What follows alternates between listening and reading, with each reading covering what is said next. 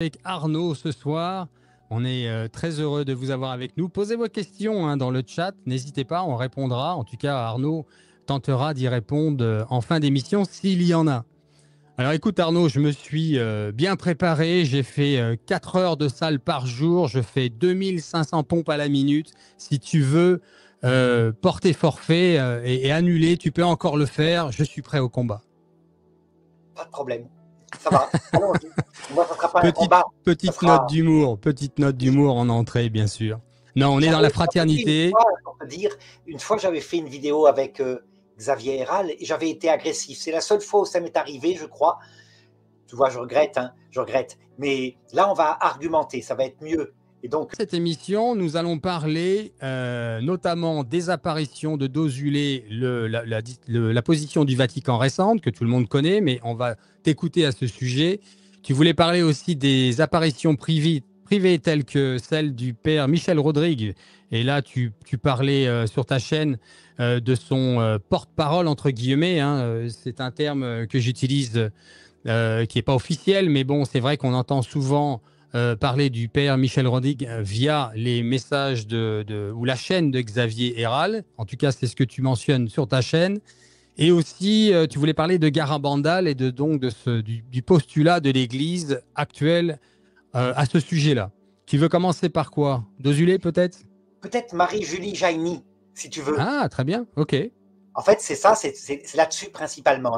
Pour te dire que, d'abord, tu as vu qu'il y avait eu des nouveaux critères élaborés par la DDF, le Dicastère pour la doctrine de la foi, concernant la reconnaissance des apparitions, avec 10 critères, mais il n'y a pas le 11e qui serait une reconnaissance officielle.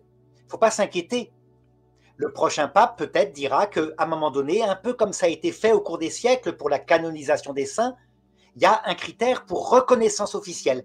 Le critère absolu maintenant, c'est le nihil obstat. Ça veut dire qu'il n'y a pas d'obstacle. Alors tu dis 10, pardon de te couper, tu dis 10, mais je pensais que c'était 6. Et je vais te mettre ça à l'écran. Le document officiel me parle apparemment de 6, mais c'est peut-être une erreur. Regarde, j'ai ça là. Le pire, c'est le constat en non-surnaturalité, ça veut dire c'est condamné. Le dernier, déclaration des non-supernaturalités, pardon. Ensuite, au-dessus, c'est prohibitur et obstraiatur. Pardon pour vos oreilles, les amis, moi je suis nul en latin. Submandato, curatur, prea oculis habeatur et le nihil obstat, c'est le meilleur niveau. C'est ça, mais ça fait 6, là, pas 10. Hein. Ah bon, je me trompe peut-être. En tout cas, tu vois, des degrés de difficulté, ça veut dire une prudence où on regarde, il y a parfois des éléments positifs, parfois des éléments un peu négatifs. Je pense à Medjugorje, par exemple, beaucoup d'éléments positifs. Ça veut dire au niveau doctrinal, c'est vrai qu'en regardant bien les choses telles qu'elles ont été dites, il n'y a rien contre la foi. Mais il y a quelques éléments troublants, comme par exemple ce qui entoure l'apparition, les franciscains qui parfois ont désobéi à l'Église, qui parfois ont quitté le sacerdoce. Mais c'est un peu étranger. Enfin bref, pour le moment, l'apparition de Medjugorje, elle n'est pas reconnue, mais elle est accompagnée pastoralement par l'Église. Mais à chaque fois qu'on y va, le prêtre ou l'évêque qui accompagne doit dire attention, l'apparition pour le moment n'est pas dans le nihil obstat, elle est en interrogation. Voilà, tu vois, ces critères sont prudentiels, ce qui montre la réflexion de l'Église. Mais il faudrait un 7e critère, puisque tu dis qu'il y en a que 6, qui serait quand il y a eu des miracles authentiques, indubitables, qui prouvent, un peu comme la canonisation des saints, la volonté de Dieu, alors il faudrait qu'il y ait un critère de reconnaissance. Ça viendra en son temps. L'Église procède peu à peu. Quand tu penses que les canons pour la canonisation des saints n'ont été émis qu'au XVIe siècle par le pape Urbain VIII. Très bien. Donc pour Marie-Julie Jaïni, maintenant, puisque c'était le premier, eh bien, je vais t'expliquer pourquoi les évêques l'ont condamné. Mais c'est évidemment peut-être pas définitif, puisque c'est uniquement au niveau des évêques, alors que pour Dossulé, il vient d'avoir un document définitif de par le Vatican. Parce que Marie-Julie Jaïni, qui a vécu entre 1850 et 1941, qui est donc bretonne, qui est de la région qui avait été traumatisée par la Révolution française, les massacres et les colonnes infernales, elle attendait, elle espérait la restauration d'un roi venant de la dynastie capétienne, et qu'à partir de là, tout renaîtrait en France. Donc, pour te dire les choses, la restauration avait eu lieu 20 ans avant sa naissance, avec d'abord Louis XVIII, puis Charles X, donc des vrais Capétiens, les frères de Louis XVI.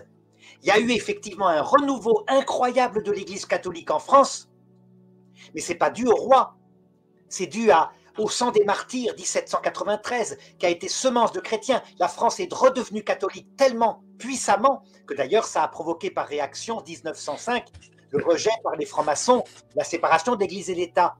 Donc, elle mettait trop, dira l'Église et les évêques du lieu, son espoir dans un roi capétien, alors qu'il faut mettre son espoir dans le roi, le seul roi qui est l'Esprit Saint, le Christ qui revient, etc.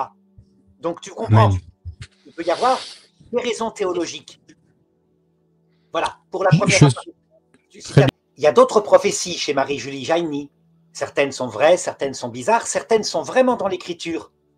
La venue du grand monarque, 3 jours de ténèbres, le grand avertissement. Tu vois, ce qui est vraiment partout enseigné, c'est au chapitre 24 de saint Matthieu. Mais tu vois un petit peu, comment est-ce que l'Église dit que ces prophéties eschatologiques doivent être interprétées tout au long de l'histoire, selon 3 sens. Ça se réalise à chacun de nous, dans notre vie, ça se réalise pour chaque génération à sa fin, et ça se réalisera pour le monde entier à la fin du monde. Résultat, regarde, si je prends un individu comme nous, qu'est-ce que c'est que le grand avertissement? Ben, c'est quand on commence à avoir des rhumatismes, un premier infarctus. Bientôt, on va mourir. C'est le grand avertissement, mais bien sûr, en général, on le reçoit, à moins qu'on meure brutalement. Là, on n'a pas eu d'avertissement, il est venu comme un voleur. Les 3 jours de ténèbres, c'est quoi pour nous individuellement? C'est le passage de la mort. Tu sais, quand Jésus dit, de même que le Fils de l'homme est resté 3 jours dans la mort, 3 jours, c'est ça. On a le passage de la mort. Traditionnellement, on prie pour les morts pendant 3 jours. Le grand monarque, qui est-il, si ce n'est le retour du Christ qu'on voit? Tu vois bien que ces textes-là ont un sens pour tous les temps, pour tous les lieux. Et la tendance, évidemment, et là, il y a de la part de l'Église une mise en garde, c'est toujours de les interpréter politiquement. Pourquoi? Parce qu'on est des passionnés de politique et donc on va dire, mais non, il y a un grand monarque capétien. Moi, je suis belge. On a eu un grand monarque belge, le roi Baudouin. Il va sans doute être canonisé un jour. Il a même démissionné quand on a voté la loi sur l'avortement. Mais il n'avait pas le pouvoir de faire venir le Saint-Esprit. Et c'était un grand monarque. Donc, c'est le Christ seul, évidemment. Voilà ce que je dirais. Ok. Alors, c'est très intéressant ce que tu dis. Permets-moi une question, pas personnelle, mais oui, ton opinion. C'est-à-dire que toi, si je comprends bien, les apparitions ou les messages de l'avertissement, l'illumination des consciences de Garabandal, une année paire, le grand miracle qui arrive derrière avec le conditionnel châtiment, c'est pas quelque chose que tu crois, toi?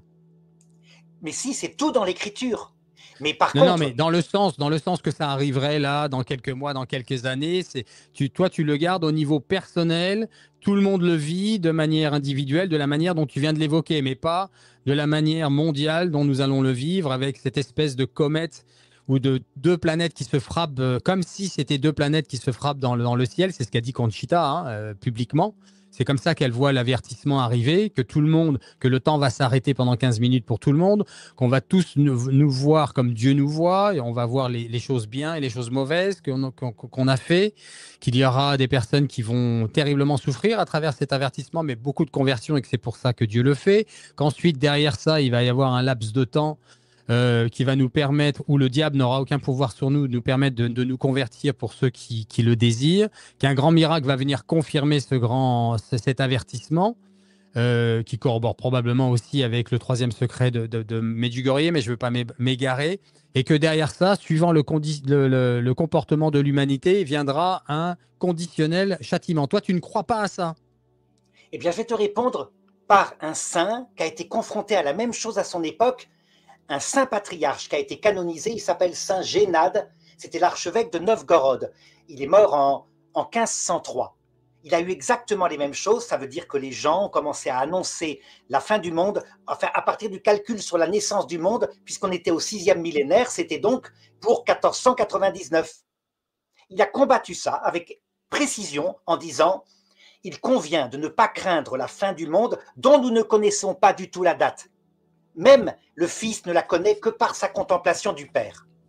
Et donc, par contre, nous devons être prêts à chaque instant parce que la fin du monde peut arriver pour chacun d'entre nous demain. Tu vois? Donc, je répondrai, un jour, ça se réalisera.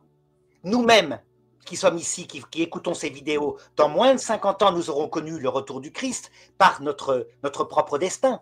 La génération de 14 qui ricanait de tout ça, tout le monde sans exception a connu le retour du Christ. Tu vois? Donc ça va se réaliser. Ces prophéties sont vraies.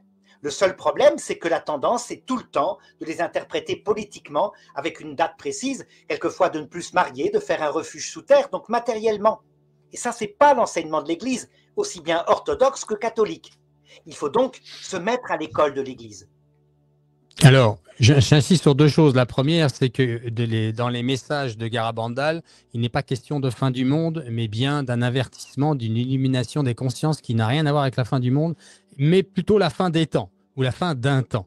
Donc, ce n'est pas la même chose au niveau eschatologique, premièrement. Deuxièmement, je respecte ton choix de ne pas vouloir tout à fait répondre, mais on a compris que tu ne crois pas à ces apparitions-là. C'est ton droit, bien sûr.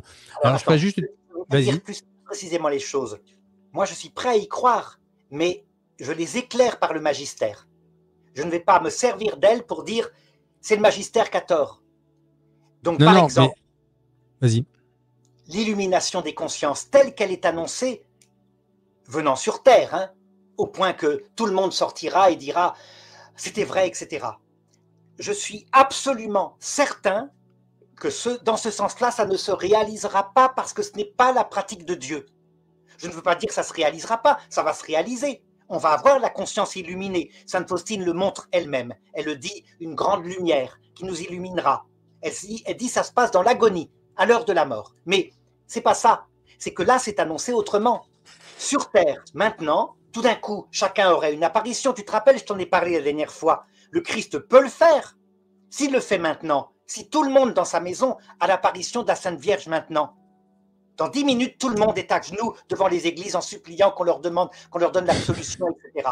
Il ne le fera pas. Pourquoi? Parce que ce n'est pas sa sagesse ici-bas. Ici-bas, c'est de nous laisser livrer dans la foi à notre chemin pour que nous apprenions notre petitesse. Mais ça viendra. Donc ces apparitions, je ne peux pas dire que je n'y crois pas, puisque je te dis que j'y crois, mais pas de la façon dont elles sont interprétées, de manière terrestre et millénariste. Ok. Merci, mais c'est ton opinion. Alors, pour les auditeurs, je rappelle que je suis allé à New York l'année dernière rencontrer l'officiel Glenn Hudson qu'on voit à l'écran là, qui est le responsable donc des apparitions au niveau mondial hein, maintenant, puisque c'est traduit dans toutes les langues. Et il est le bras droit, entre guillemets, de Conchita Gonzalez. Et si vous écoutez cette émission, cette interview que j'ai faite, elle est en 2 étapes. Je l'ai faite à la radio une première fois. Et ensuite, je suis allé le voir. C'est ce que vous voyez là à l'écran. Vous allez énormément apprendre. En tout cas, si vous voulez avoir la version définitive de qu'est-ce qui s'est passé, qu'est-ce qui a été dit et ce dont nous sommes en droit d'atteindre vis-à-vis de l'illumination des consciences, de l'avertissement donc du grand miracle, des dates approximatives évidemment puisque ça reste un secret, écoutez cette interview, vous aurez toutes vos réponses. Je dirais juste pour rebondir sur ce que vient de dire Arnaud, c'est que si vous écoutez et vous vous intéressez à ces messages de Garabandal, vous comprendrez très, très clairement que c'est pas du tout la même chose que ce qu'évoque Arnaud par rapport aux évangiles. C'est vraiment quelque chose que va vivre l'humanité qui s'est tellement englué dans le péché aujourd'hui. Hein, le péché aujourd'hui, il est bien pire que Sodome et Gomorrhe avec ce que nous faisons. Enfin bon, je vais pas faire la liste. Particulièrement les avortements, hein, d'après certaines révélations. Mais il n'y a pas que ça, il y a la débauche, etc. Bien sûr, les guerres qui vont s'intensifier, la déchristianisation, d'avoir complètement sorti Dieu de nos vies. Et donc, si Dieu ne faisait pas ce grand miracle, en tout cas cet avertissement, la plupart des âmes iraient en enfer. Ça, c'est les messages de Garabandal, où elle prévient aussi, comme à Akita, et je finirai là-dessus, que le clergé notamment est en train de mener le peuple en enfer puisqu'ils vivent des mauvaises vies. Donc voici pourquoi vient l'avertissement. Après, si vous voulez savoir quand, comment, eh bien, regardez la vidéo puisque là, c'est pas vraiment le sujet. Je ne vais pas vous en dire plus. Sinon, je vais passer trop de temps là-dessus. Je vous invite à aller voir cette interview. Je vous laisse le lien en dessous. Tu veux rebondir, Arnaud? Pour te dire que cette façon de regarder les choses, alors que toutes nos prophéties et le magistère de l'Église, regarde le catéchisme par exemple au numéro 676, nous annonce que à un moment donné viendra le dernier antéchrist. D'accord? Un Oui, antéchrist mondial qui établira le mystère de l'iniquité. Ça veut dire qu'il prêchera ce que Lucifer avait prêché à Adam et Ève. Il y a une vie après la mort, vous serez comme des dieux. Pour l'obtenir, cette vie après la mort, vous devez être debout. Et les faux dieux, c'est ceux qui vous prêchaient l'humilité et l'amour.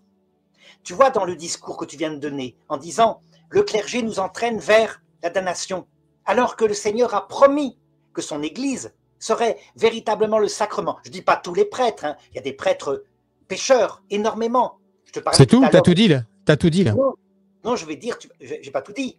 Ah si, tu dis pas, il y a évidemment des prêtres qui sont pas bons. C'est exactement ce que dit la Vierge Marie, elle dit pas autre chose. Elle a pas dit que Mais l'Église allait s'écrouler, hein. Elle n'a pas dit ça. non, toi, regarde, tu restes fidèle calmement, paisiblement au magistère, tu respectes les prêtres de par leur ministère qu'ils ont reçu sur des hommes pécheurs, et en étant fidèle à la foi de l'Église, au catéchisme de l'Église catholique, en priant la Vierge Marie, le Christ, dans l'obéissance, tu te diriges vers la sainteté. Mais Tout si à fait. il y a une révolte permanente, une désobéissance a priori, évidemment, c'est plutôt quelque chose qui dirige l'âme vers la révolte, vers l'orgueil.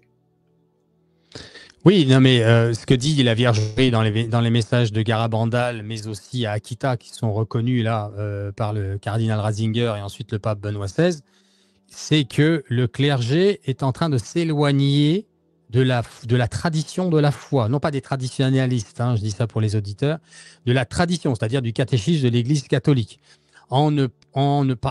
Particulièrement en ce moment, on reconnaît qu'on n'appelle pas à la pénitence. On veut être trop dans la tolérance, trop dans l'accueil de tout le monde, notamment avec le mouvement LGBT, où on est en train de tout mélanger. Mais il y a un manque il y a un manque de la base de l'évangile quand Jésus nous dit tout simplement au début, repentez-vous et croyez à la bonne nouvelle. On veut parler de la bonne nouvelle, on est tous sauvés par lui, alléluia, mais on ne veut pas parler du demande de la repentance quand il dit, je finirai là-dessus, à la dame adultère, à la femme adultère, va, mais ne pêche plus, et ne pêche plus, pardon. Vous voyez, ils ont édulcoré le message, tout le monde le voit aujourd'hui, hein, j'inventais rien. Et donc, c'est de ça que parle la Vierge Marie, qu'ils vivent des mauvaises vies. Alors, qui, quand, comment, c'est pas le sujet.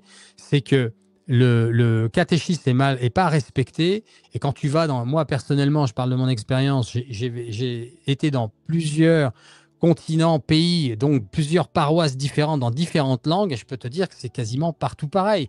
Et partout pareil, tu as aussi bien sûr un petit reste. Mais le message est édulcoré. C'est du pas de vaguisme. Voilà, on veut pas faire de vagues. On ne parle jamais des messages Mario. C'est le minima. Et tu as même, moi, je finirai là-dessus, pardon, les messes que j'ai en ce moment. Je vais dans différentes paroisses. Mais une de ces paroisses, il parle même plus de l'évangile qu'il vient de lire. Il parle de complètement autre chose.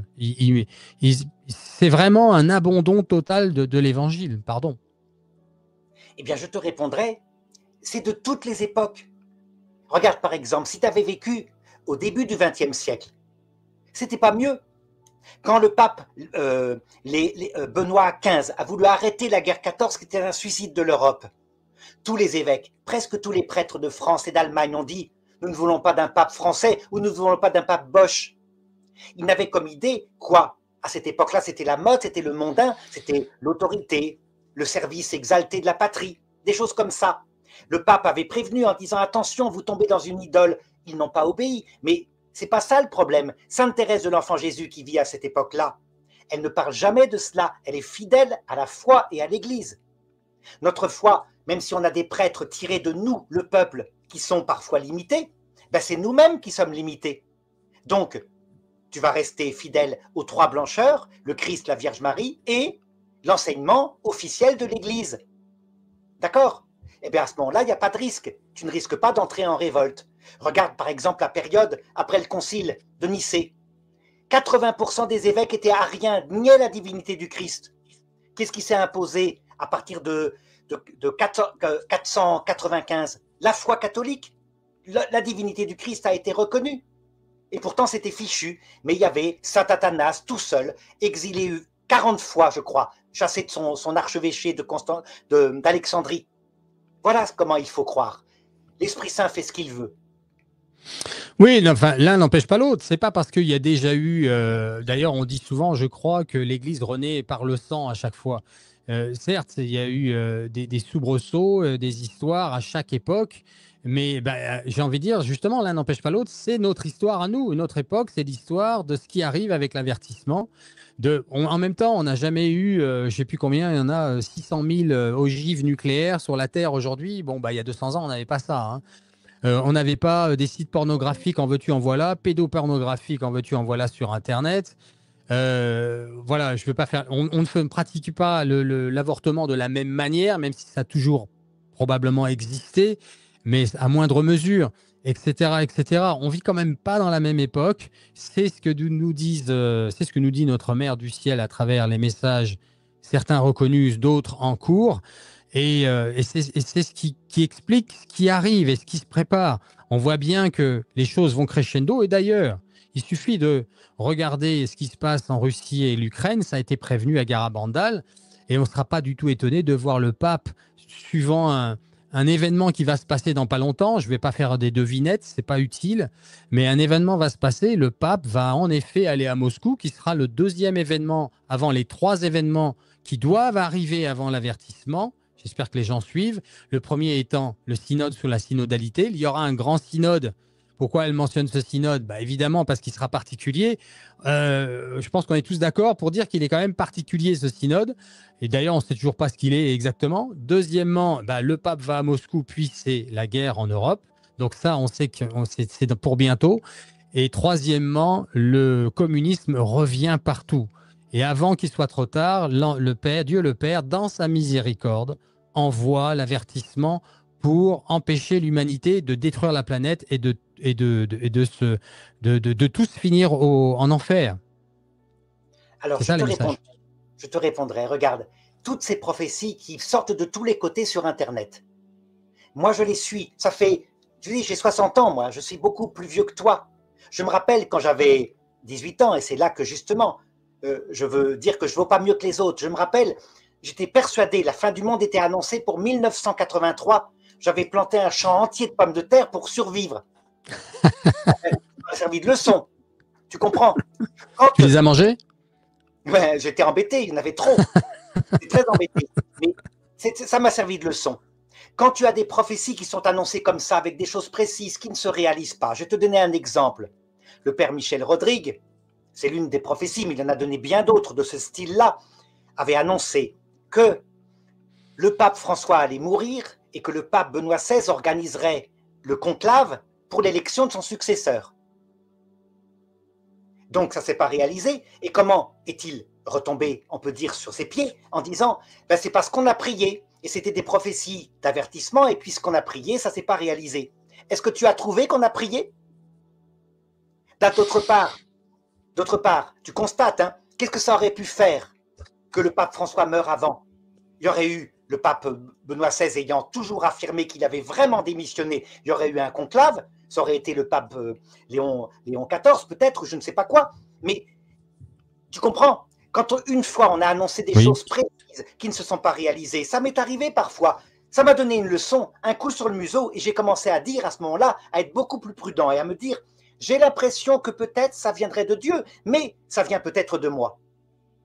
Et de cette façon-là, quelquefois, quand j'avais une certitude, je disais la chose, mais je mettais même dans mon livre sur la fin du monde, attention, opinion personnelle. Et de cette manière-là, j'ai eu l'imprimatur. Parce que l'Église a considéré que oui, j'avais la prudence de distinguer ce qui était vraiment l'enseignement de l'Église et ce qui était toutes sortes de scénarios. Si donc ce que tu as annoncé maintenant, ça ne se réalise pas, est-ce que tu seras d'accord pour changer et prendre cette attitude que je te propose?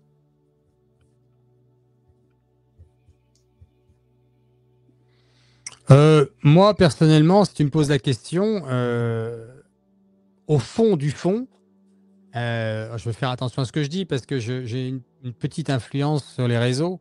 C'est que pour moi, c'est pas absolument utile dans le sens que tout est accompli. L'évangile suffit à mes yeux.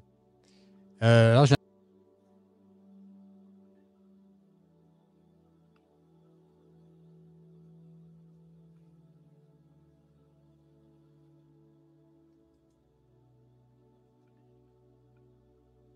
petite coupure de réseau. Voilà.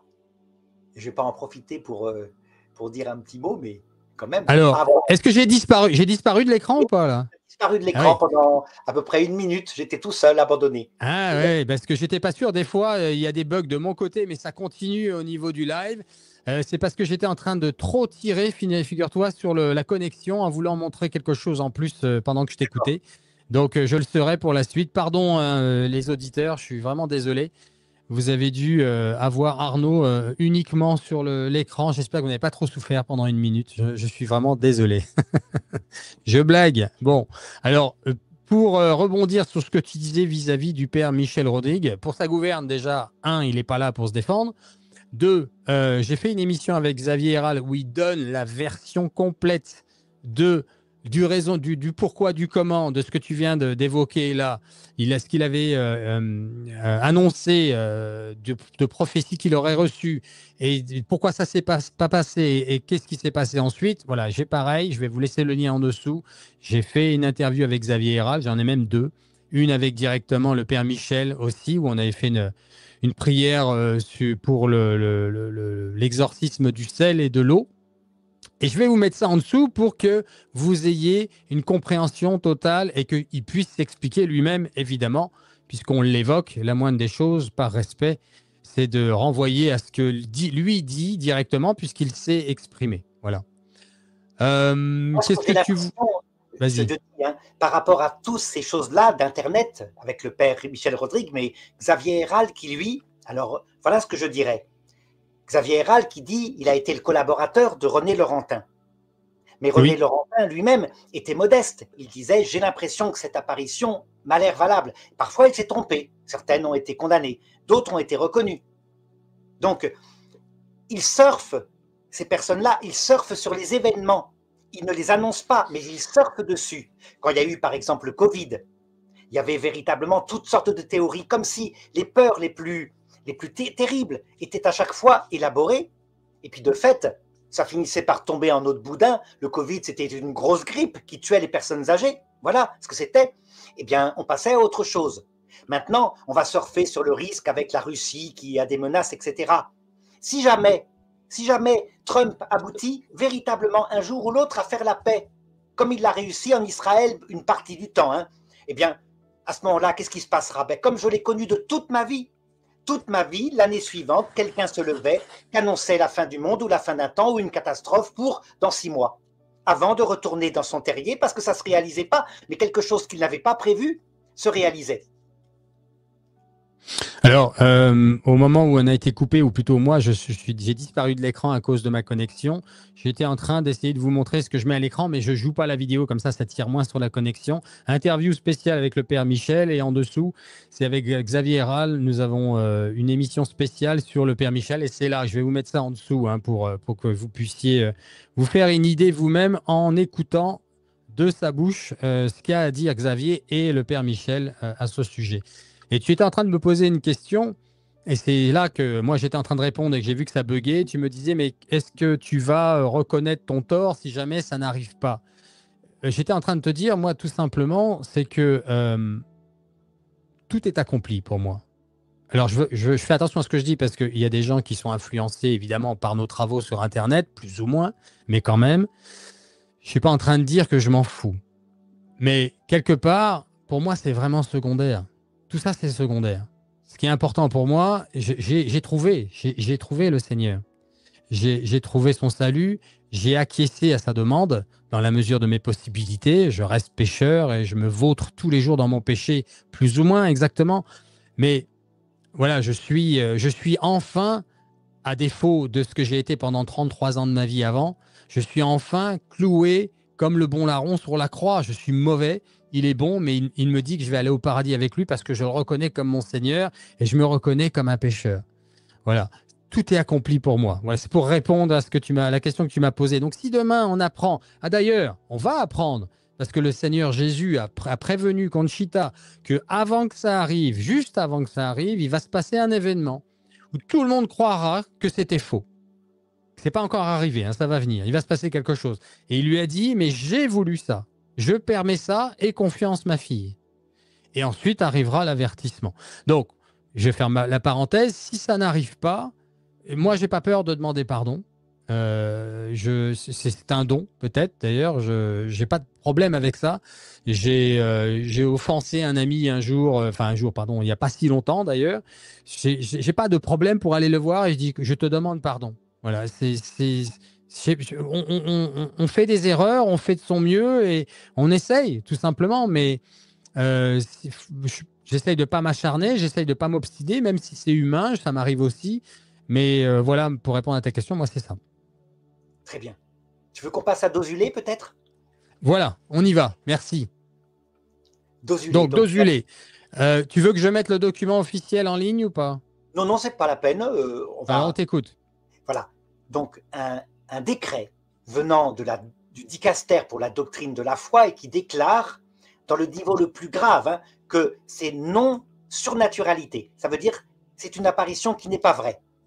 Donc, il faut qu'on regarde un petit peu les arguments. Parce que tu vois, pour qu'il y ait un tel niveau, il faudrait normalement qu'il y ait des vraies hérésies. Ça rend les choses pratiques. Hein. Tu te rappelles, par exemple, comment Monseigneur, l'archevêque de Montréal, Monseigneur Ouellette, avait condamné la pseudo-apparition de Notre-Dame de tous les peuples au Canada. Donc une dame, Anne-Marie Giguère, qui disait « Je suis la réincarnation de la Vierge Marie ». Mais lui, il avait été très prudent, il avait dit « Peut-être qu'elle veut dire symboliquement que mon âme s'identifie à la Vierge Marie ». Donc il était allé vraiment faire une enquête, l'interroger, et puis elle avait dit « Non, je suis la réincarnation » au sens propre, matériel, physique du terme, de la Vierge Marie. En gros, je suis la Vierge Marie, quoi. Mmh. Et donc, il avait condamné, évidemment. Hein. Là, il y avait une vraie hérésie. Là, c'est clair quand c'est comme ça. En ce qui concerne Dosulé, je te donne les arguments qui sont donnés. D'abord, cette croix qui est demandée, pour qu'elle soit construite, une croix de 738 mètres de haut, qui soit plantée là-bas au centre de la France. Donc, évidemment, on pourrait dire, mais c'est peut-être qu'il faut prendre symboliquement. Elle veut dire par là, on plante une croix à l'endroit où, comme par hasard, tu sais, le M de la médaille miraculeuse, eh bien, c'est l'endroit où on peut représenter les apparitions de la Vierge, et c'est une croix au bon endroit. Donc, symboliquement, ce n'est pas une vraie croix. Mais Mmh. il y avait eu insistance de la voyante qui disait non, c'est une vraie croix. Les bras sont 123 mètres, il y avait même eu des études qui avaient été faites, c'était réalisable avec des poutres d'acier, etc. Et donc, le dicaster dit, cette croix matérielle, croire qu'elle-même, le fait qu'elle soit érigée matériellement puisse être source d'un retour de la foi, c'est donner matériellement un sens trop grand à quelque chose qui pourrait être un sacramental. On pourrait dire, planter un crucifix, c'est une aide, ou alors mettez la croix dans votre cœur et là il y aura conversion, quelque chose comme cela. Mais encore une fois, c'est bien la grâce de Jésus-Christ qui convertit qui il les veut. Tu te rappelles ce qu'avait dit Jean-Baptiste, hein, de cette pierre que voici, il peut faire des enfants à Abraham, comme il le veut. Et c'est vrai, ça s'est passé souvent. Donc il y a là un premier critère, mais tu vois, ce critère n'est pas décisif.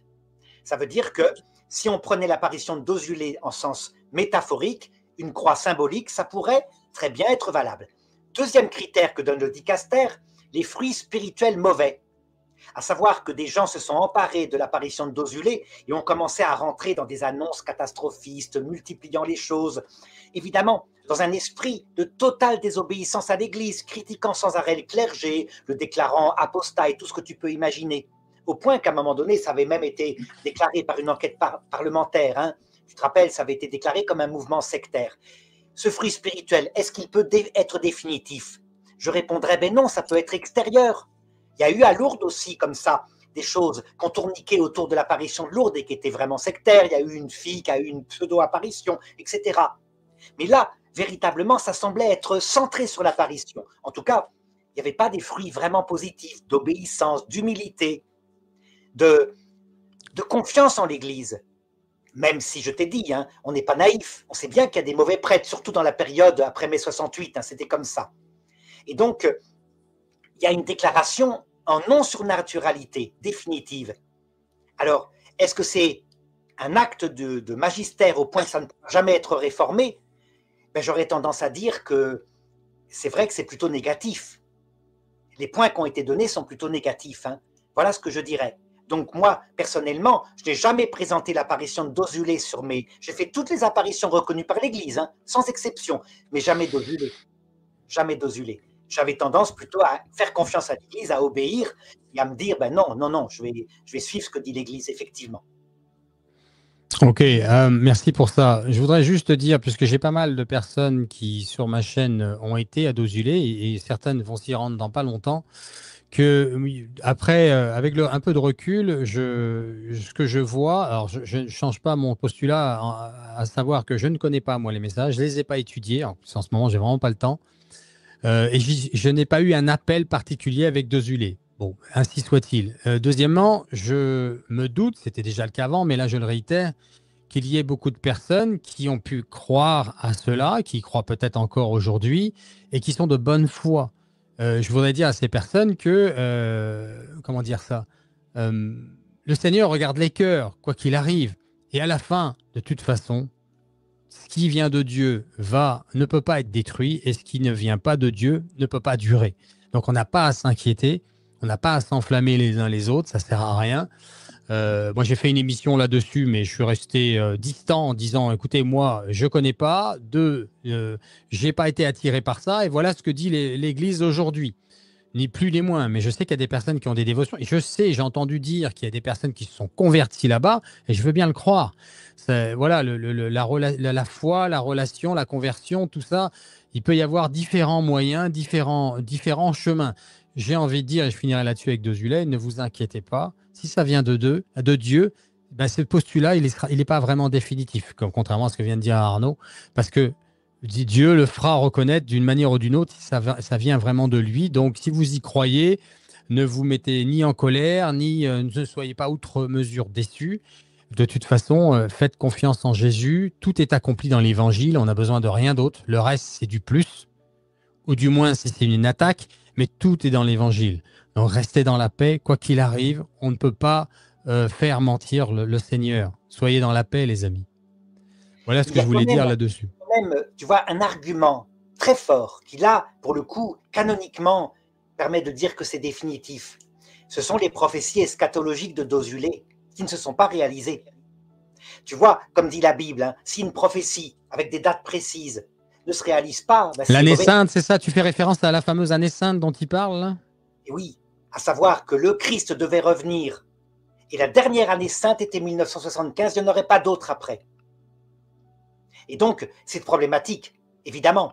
Alors, peut-être que là, les arguments du père Michel Rodrigue consisteraient à dire « mais c'était parce qu'on a prié et ça a été retardé, il y a des prophéties de menaces et puis des prophéties de prédestination. » Oui, mais tu vois, là, c'est quand même, encore une fois, une date. Et l'Église avait bien dit « on ne peut pas donner de date comme ça, elles n'appartiennent qu'au Christ, pour la raison que je t'ai indiquée au début. » Ça s'entend, ça s'entend. Mais bon, encore une fois, nous verrons bien parce qu'on ne peut pas en faire mentir le Seigneur et ce qui doit arriver arrivera. Donc soyez dans la paix, les amis. Tu voulais rebondir sur une autre apparition ou un message privé en particulier? Sinon, je voulais te montrer quelque chose et parler d'une actualité et avoir ton opinion là-dessus.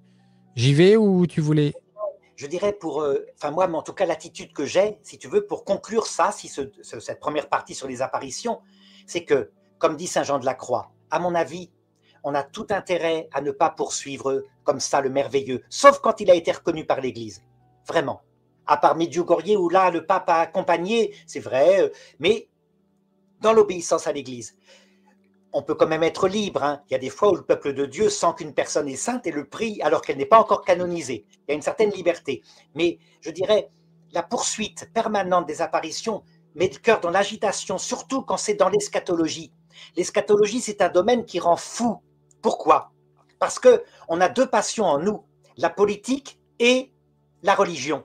Et donc, quand les deux se mêlent pour annoncer une date précise sur la fin du monde, on devient malade. J'ai, moi, été spécialisé un peu dans l'eschatologie. J'ai eu des imprimaturs de l'Église tout simplement parce que j'ai suivi totalement ce que dit le magistère. Et donc, l'eschatologie, quand on la fait avec l'Église, elle ne rend pas fou, elle rend modeste. On sait que le retour du Christ arrive bientôt, de toute façon, quoi qu'il arrive, puisque nous serons tous morts, nous tous, qui sommes là dans moins de 100 ans. Voilà.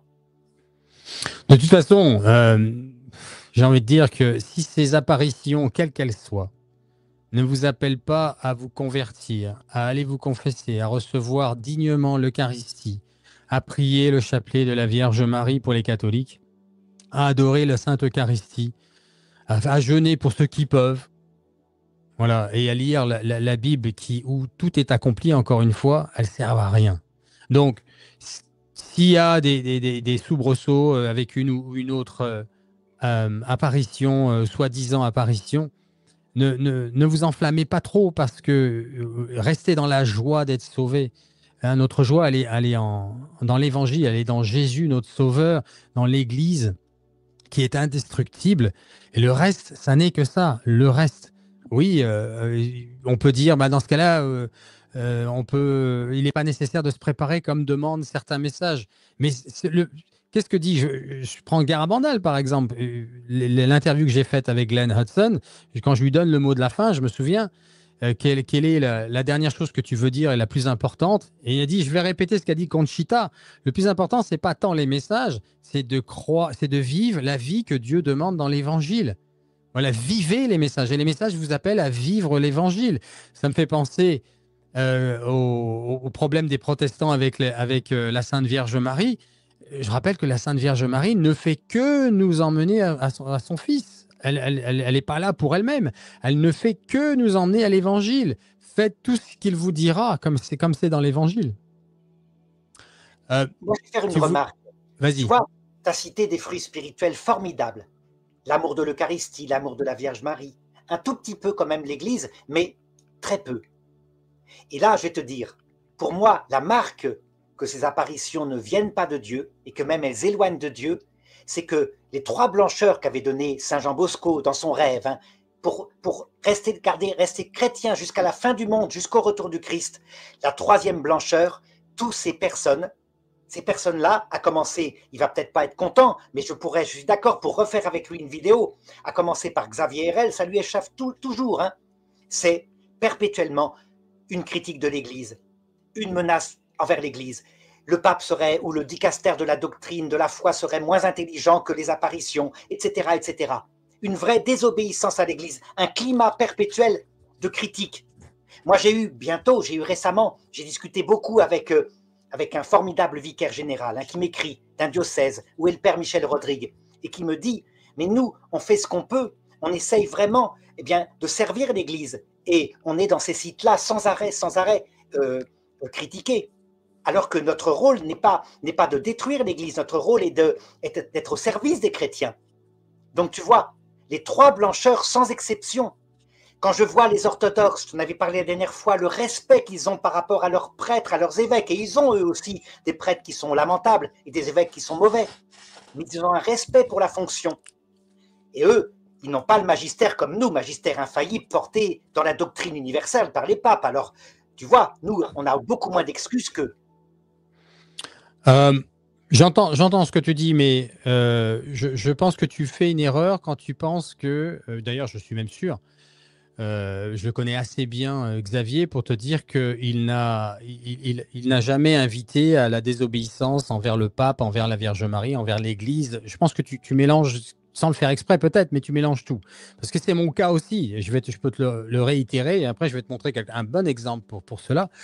C'est que je crois totalement à l'obéissance de l'Église et j'adorerais être beaucoup plus obéissant et ne pas avoir à relever le fait que les évêques de France sont des couards, à mes yeux. Mais je suis désolé. Vois, ça ne va pas non plus. Ça veut dire que tout de suite, et chez Xavier, c'est pareil. Xavier Herral, c'est pareil. Ça veut dire qu'on ne peut pas se permettre. Ils ont un rôle très important, une croix qu'ils portent et qui peut-être les conduira au purgatoire parce qu'ils font ce qu'ils peuvent. Mais ce sont des hommes comme toi et moi. On doit donc regarder d'abord notre poutre dans notre propre œil. Je pense le faire. Je ne les juge pas, attention quand je dis ça. Même si je parais juger en disant un mot si fort. Mais pourquoi je dis ça ? Je dis ça tout simplement parce que, et que Dieu me pardonne, mais je vois très bien ce qui pourrait être fait, ce qui est demandé par le ciel, ce qu'est l'Évangile, et je vois le comportement, et je ne suis pas étonné qu'on soit dans un marasme pareil en France, c'est à cause de l'Église. Si la France va si mal, c'est parce que les évêques font pas leur boulot, tout simplement. Alors peut-être qu'il y a dedans des faux évêques, des francs-maçons, des gens qui n'ont rien à y faire, qui sont passés par la porte de derrière ou par les fenêtres, j'en sais rien. Je connais pas tout et je le saurai probablement jamais. Mais je peux te dire que moi j'ai vécu dans l'exécutif. J'ai monté des entreprises pendant 25 ans. J'ai eu des centaines d'employés.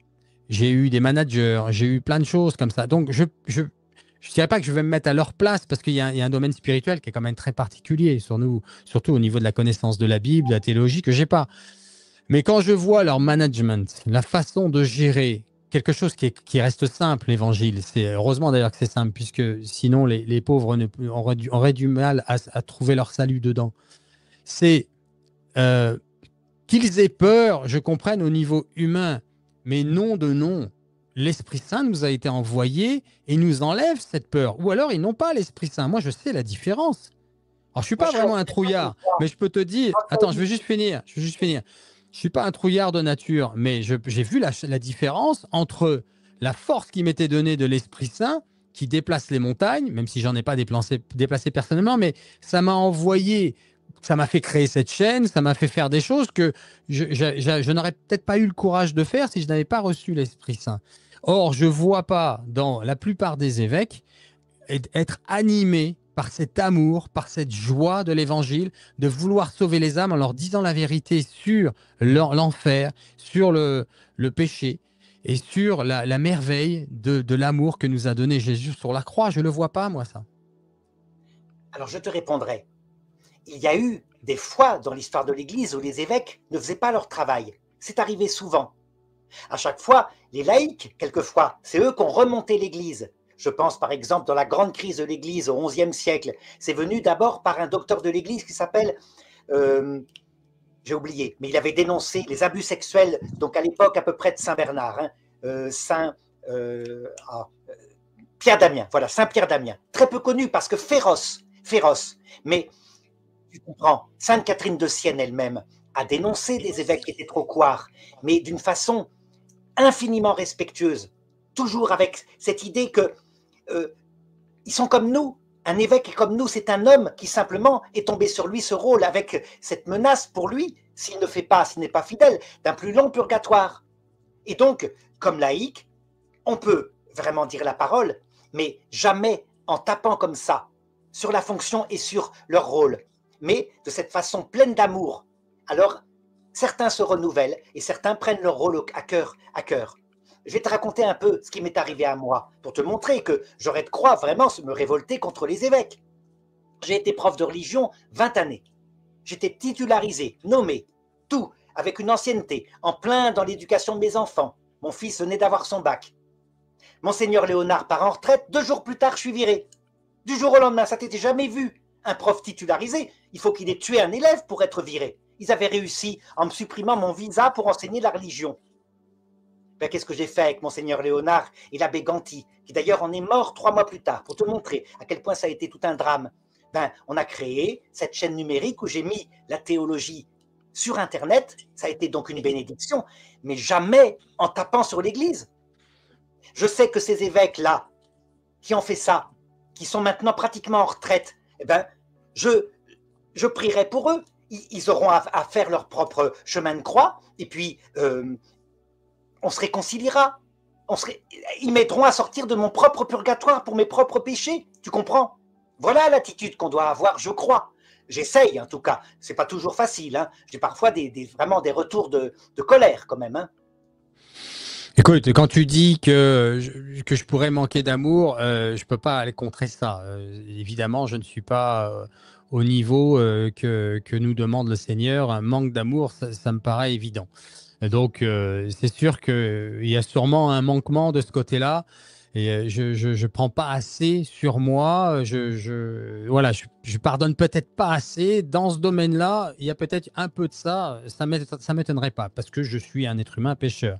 Mais j'insiste sur le fait, et je l'envoie presque comme un message à vous, les évêques, si vous regardez cette émission, n'ayez pas peur de la mort. N'ayez pas peur de la mort parce que c'est ça votre problème. quand vous Moi, aurez je ne résolu ce permets jamais de problème, faire une quand, leçon comme ça. Tu quand comprends? vous aurez résolu ce... On Attends, devrait attends, pas, attends, on devrait Arnaud, pas se Arnaud, permettre comme ça de faire une on va leçon. t'écouter, on va t'écouter, on va t'écouter. Quand vous aurez résolu ce problème que vous avez avec la mort, tout ira bien. Accueillez cette croix, mourrez au monde. Accueillez cette croix. Il n'y a rien de toute façon dans le monde. Il n'y a rien. Il n'y a rien en dehors de l'évangile. Tout est du tralala, tout est du blabla. Il n'y a rien. C'est du vent. C'est des chimères, c'est des certitudes, de l'illusion. Il n'y a rien au final. Vous êtes déjà mort quelque part, en fait, puisque vous allez mourir bientôt. Demain, dans 10 jours, dans 1 an, dans 10 ans, quelle est la différence? Quelle est la différence? Donc, acceptez l'évangile. Vous avez un poste qui n'est pas comme autre chose dans le monde. Vous n'êtes pas dans du business, vous n'êtes pas dans des entreprises, vous n'êtes pas dans de la gestion. C'est pas vrai, c'est des conneries tout ça. C'est secondaire.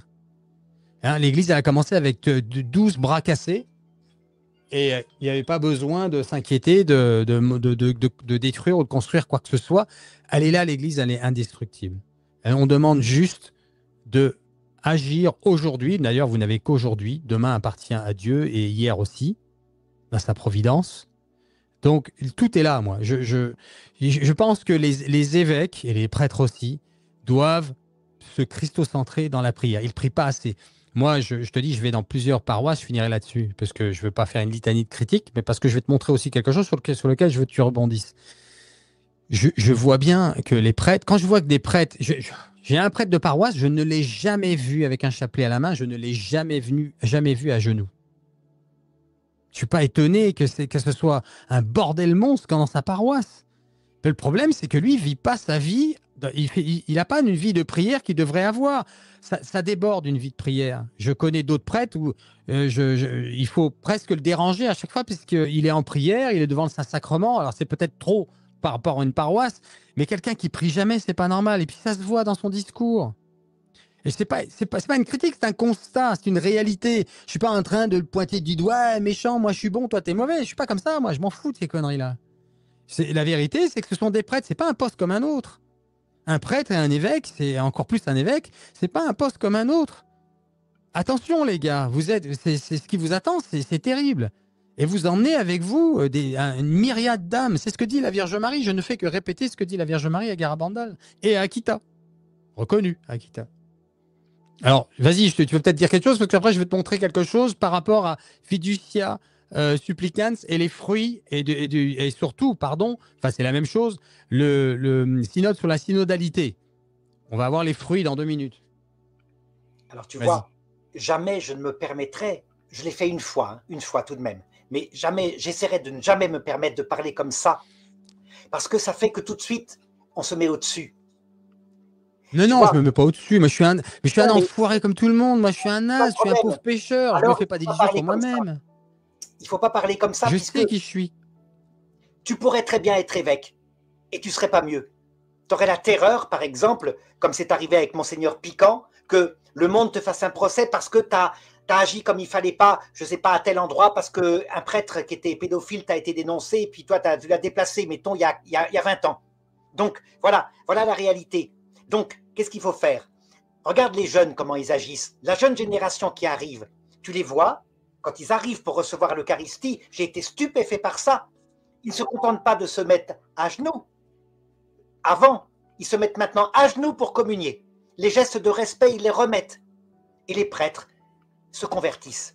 Du coup, ils se rendent compte qu'il faut remettre des gestes de respect. Et peu à peu, les choses se remettent en place. Mais tu vois, il n'y a pas de...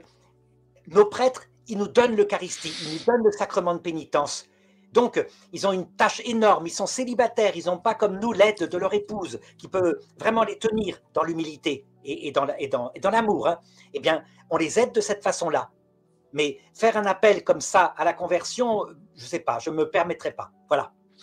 Ben moi, je peux le dire très simplement, en toute humilité, si j'étais évêque demain, la première chose que je fais, et j'en fais un cas de conscience pour toutes les âmes de mon diocèse, à partir de dimanche prochain, tous les dimanches, je vous demande, en tant que votre évêque, de vous organiser dans votre vie. Il y a bien sûr des familles qui ne peuvent pas pour X ou Y raison.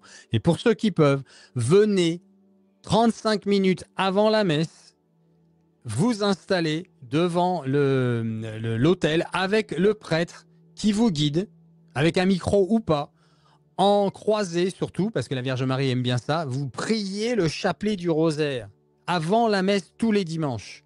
Pourquoi pas en semaine aussi, mais déjà, à tout mon diocèse, j'en fais un cas de conscience pour votre âme. Vous allez voir comment ça va changer. Vous allez voir comment ça va changer dans le diocèse. Et en plus, ça, ce que je te dis là, c'est pas sorti de ma tête, ça existe, ça a été fait dans certains diocèses et les fruits sont là tout de suite. Hein. Oui, mais Parce que c'est regarde, la Vierge Marie qui les obtient. les prêtres qui ont réussi à obtenir ça, d'un coup, la conversion de leur diocèse, je pense à certains évêques comme saint Ambroise de Milan. C'est un homme qui est arrivé, quand on l'a nommé évêque, c'était un fonctionnaire de l'Empire romain. Il disait, mais je vous ai prévenu, je ne suis pas fait pour être évêque, je serai mauvais. Et avec cette humilité immense et cette espèce de parole de feu qu'il disait, il parlait peut-être comme toi, mais du coup, il les a convaincus et ils l'ont fait. Tu comprends? Pas en commençant par attaquer, mais par une espèce de discours qui rayonnait de son amour, et il est docteur de l'Église, saint Ambroise de Milan. C'est pas n'importe quoi. Alors, je voulais te montrer un événement qui s'est passé il y a 8 jours de ça, à New York, dans l'église Saint-Paul, qui est une très belle église catholique. Mais c'est aussi le diocèse d'un des responsables de la communication pour le Vatican que lui a donné en 2019 le pape François. Le père, il n'est pas très connu en France, voire pas du tout, le père James Martin, mais il fait un énorme bruit aux États-Unis puisqu'il est le porteur, il a écrit des ouvrages là-dessus, de l'intégration des personnes qui se reconnaissent LGBTQ dans l'Église catholique, en tant que catholique. Alors, le pape, je vais te mettre ça à l'écran, bouge pas. Le pape François le reçoit en 2019. Il va lui donner ce poste particulier donc de la communication. Et pendant, on va le voir là à l'écran, il rencontre le pape François en 2019. Et le pape lui dit, écoute, je ne te permets pas de divulguer notre conversation qu'on va avoir là pendant 30 minutes au niveau public. Par contre, je te permets de le transmettre aux individus concernés. Et ils ont parlé que de l'intégration des personnes se revendiquant LGBTQ dans l'Église catholique. OK ? Fiducia Supplicans a pondu ce que l'on sait avec la bénédiction des couples du même sexe. Il y a une trop grosse ambiguïté là-dessus. L'Église, les fruits sont là, on voit bien la division. Et le problème, c'est que le malin, ça je parle d'expérience, avance comme un millefeuille. Il pose une feuille après l'autre et on s'en rend pas compte. C'est un peu l'allégorie de la grenouille dans le pot d'eau froide qui devient bouillant au bout d'un moment.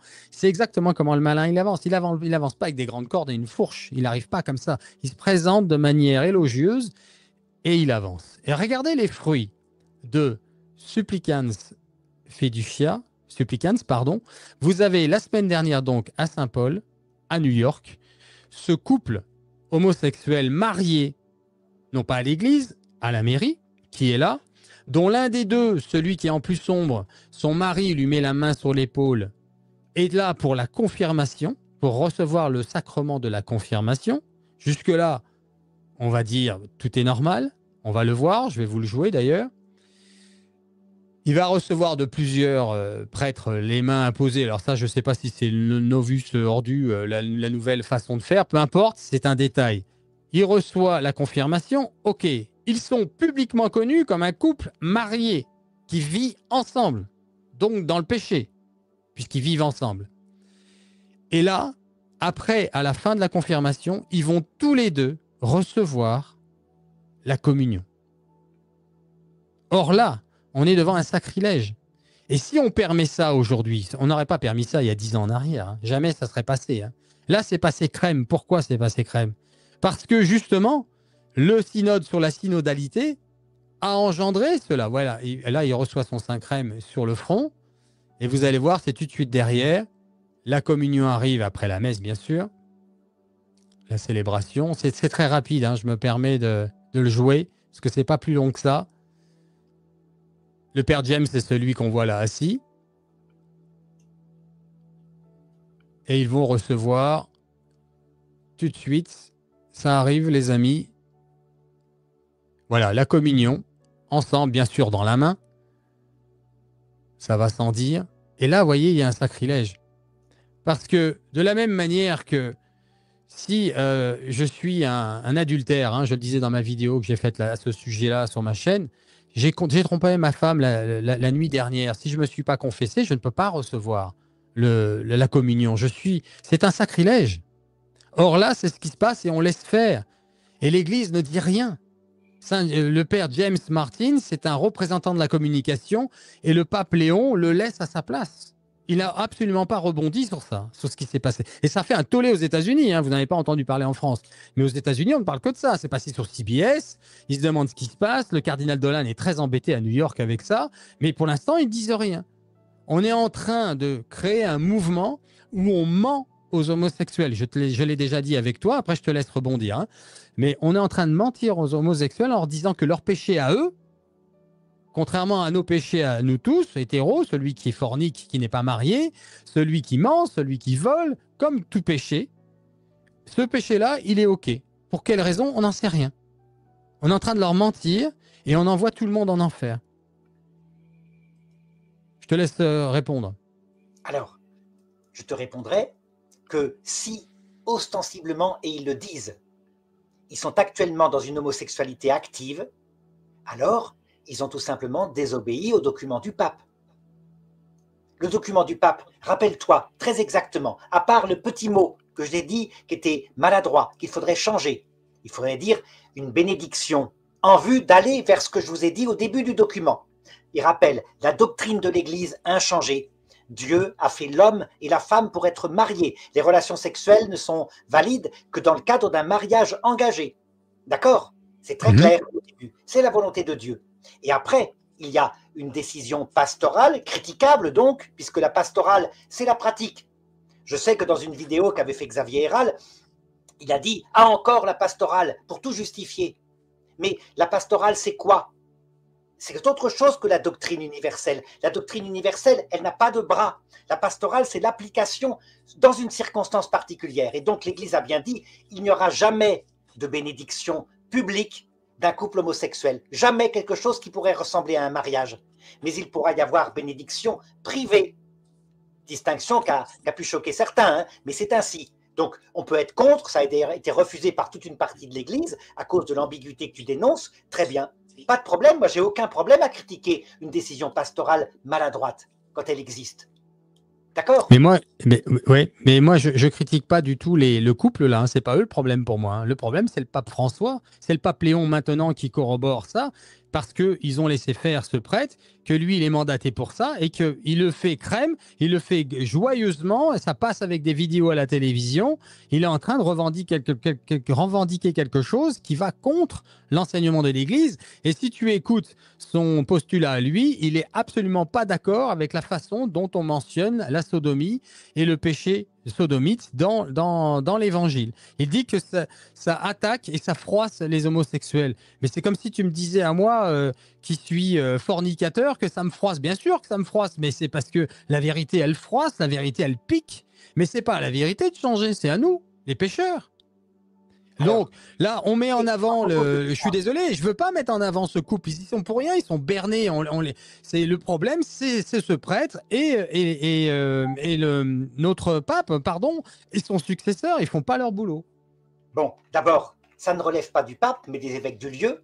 T'es d'accord? Puisque c'est vraiment là une affaire qui va être réglée par la conférence épiscopale pour supprimer l'ambiguïté, de la même façon que, par exemple, pour les rencontres d'assises, à un moment donné, il y a eu une décision manifeste qui a été appliquée par le pape François de supprimer les ambiguïtés qui choquaient beaucoup les fidèles.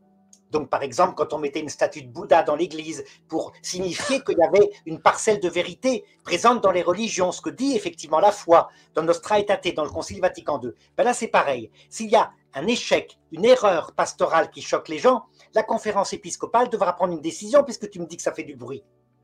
Tu m'as parlé la dernière fois d'une Bible qui aurait été acceptée par la conférence épiscopale. Entre-temps, moi, je n'étais pas au courant, je suis allé vérifier.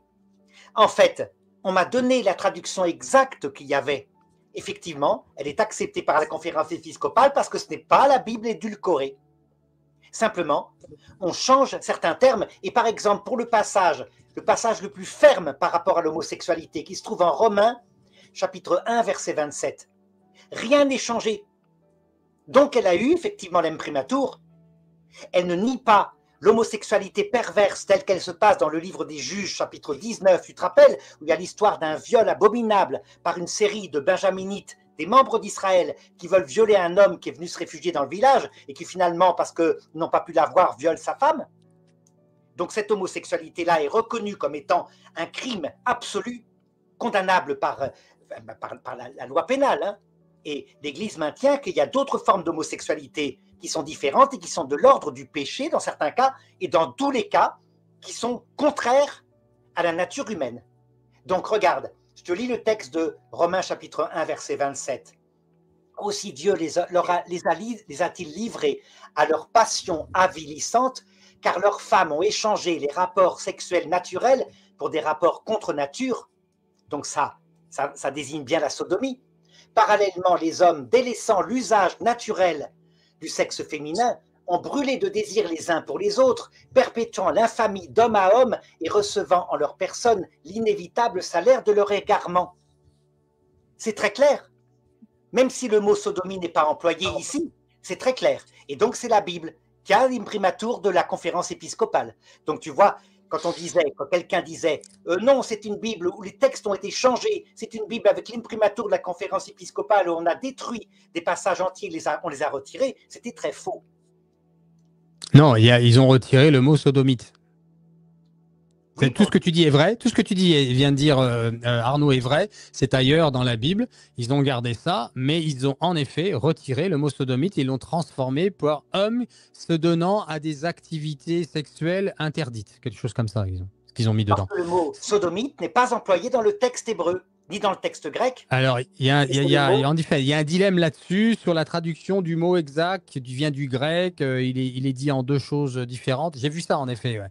Il y a des arguments pour et contre le fait que ça voudrait dire exactement sodomite. Tout à fait, c'est donné clairement. Et donc à ce moment-là, je comprends qu'elle peut avoir un imprimatur parce que la sodomie ou l'homosexualité, ce sont des termes modernes. En tout cas, c'est délicat tout ça. Est-ce que tu veux parler d'un sujet particulier ou je peux prendre des questions? Non, je crois que tu peux prendre des questions et sinon, je reviendrai sur d'autres sujets s'il y en a. Vas-y. N'hésite pas. Alors, je regarde s'il y a des questions. Les amis, on va répondre qu'aux questions. Si c'est des affirmations, des invectives, je ne prends pas. Hein. Je cherche, je regarde. Comment on se positionne? On se dit de l'Église catholique et on fustige son magistère. Je ne comprends pas. Ce n'est pas une question, encore une fois. Je regarde si je vois des questions. Hein. Ça veut dire, regarde, on n'est pas papolâtre. Les papes, parfois, ont été des mauvais papes. Il y a eu des papes pervers, même. C'est arrivé dans l'histoire. Le pire, c'est le XIe siècle. Heureusement que les francs-maçons n'ont pas été voir l'histoire des papes du XIe siècle. Il y a même eu un pape à 13 ans, la famille Tusculum, et qui a fini par renoncer et vendre sa place de pape parce qu'il voulait se marier avec une fille, heureusement. Hein, mais pour te montrer. Donc, c'est la pire des périodes. Très bien.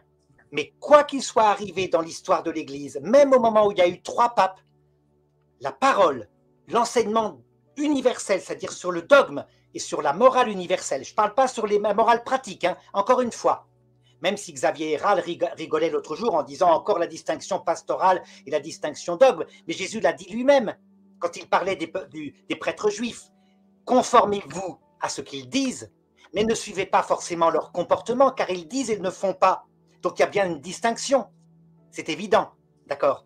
Eh bien, je dirais, le magistère est protégé. Et donc, on ne doit jamais le critiquer. C'est très important. On doit s'y soumettre par un acte de foi théologale. Je ne serai pas le premier. Alors, je ne veux pas me comparer à ceux qui l'ont fait, comme des saints, Sainte Catherine de Vienne, Sainte Jeanne d'Arc. Voilà, il ne faut pas oublier de protéger Jésus et dire la vérité aussi. Moi, personnellement, tu sais, je vais être honnête, je vais partager quelque chose de personnel. Ça n'engage que moi, ce que je vais dire, mais j'ai un thermostat dans le cœur que le Seigneur m'a donné. Quand je déconne, je fonce à la confession. Et il y a des niveaux de déconnade chez moi, je le sens dans mon cœur. C'est un don, hein, c'est quelque chose que je ressens.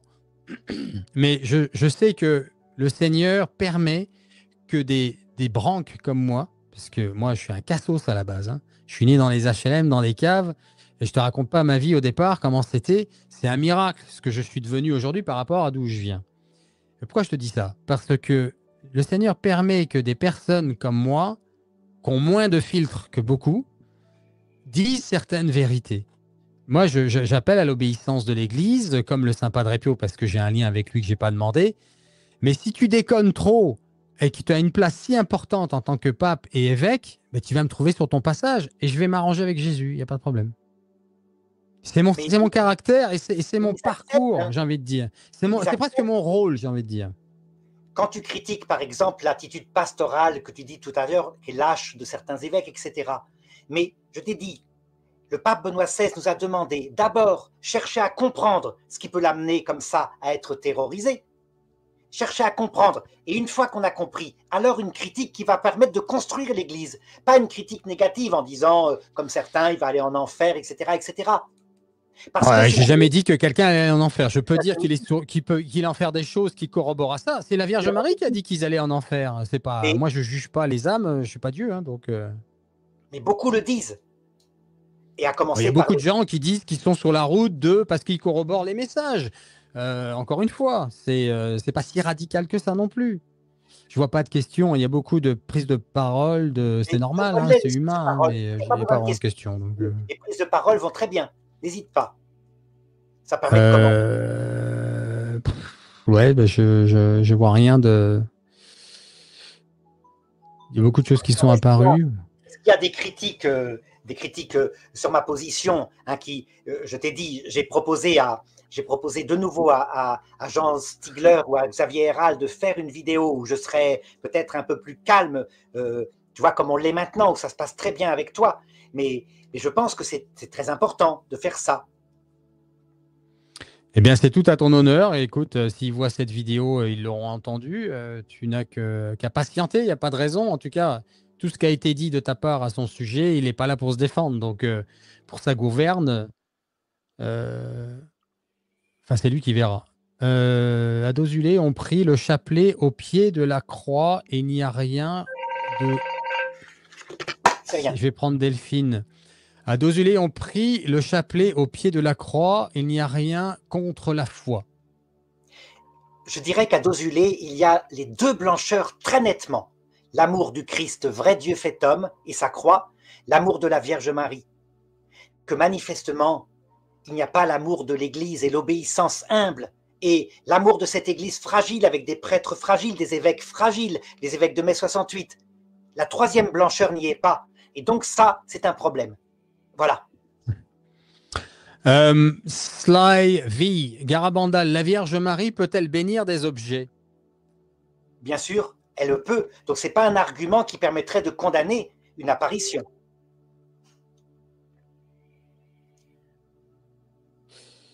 Ok. On va mettre Jenny qui fait un bel éloge de Arnaud en disant bravo Arnaud, c'est rien, Cyril n'a rien compris. Ah, Ou n'a pas compris, n'a pas compris. Jenny, je t'embrasse parce que je la connais, Jenny. Je l'aime beaucoup. Moi aussi, je t'embrasse, Jenny. Je t'aime en Christ. Non, mais c'est de l'humanité, ça, c'est normal. On a chacun nos opinions. Je me suis pas d'accord. Alors celui-là, je l'ai pas lu, mais je le mets déjà. Aude Bénard, je ne suis pas d'accord. Si la France vit si mal, c'est à cause de l'Église. Point d'interrogation. Je me permets de vous dire qu'il faut aussi un peu de bonne volonté des gens. C'est vrai que ce n'est pas évident quand on est. Bon, bah, il n'y a pas tout en plus. C'est pas simple, hein, tout ça. Donc, je dirais qu'il n'a pas tort. L'Église, depuis à peu près depuis 2 siècles, n'a pas toujours été fidèle. Au XIXe siècle, ça a été la tentation de ce qu'on appelle le jansénisme, donc une Église rigide qui ne parlait que de l'enfer. Le salut était très étroit. Ça a vraiment détruit l'Église. Les papes ont cherché à détruire cette hérésie. On ne leur a pas obéi. Et c'était beaucoup le clergé français.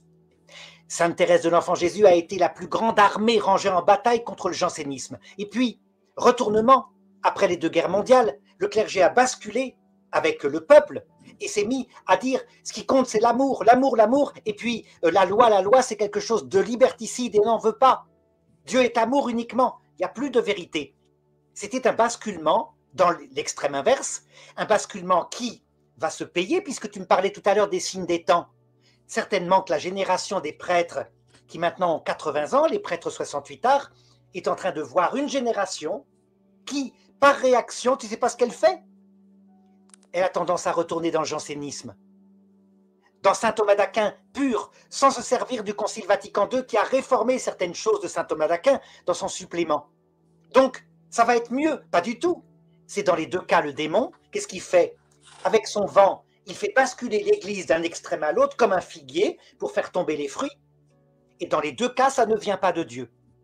Ce qui vient de Dieu, c'est d'être fidèle à ce que demande l'Église dans son magistère complet, y compris Vatican II.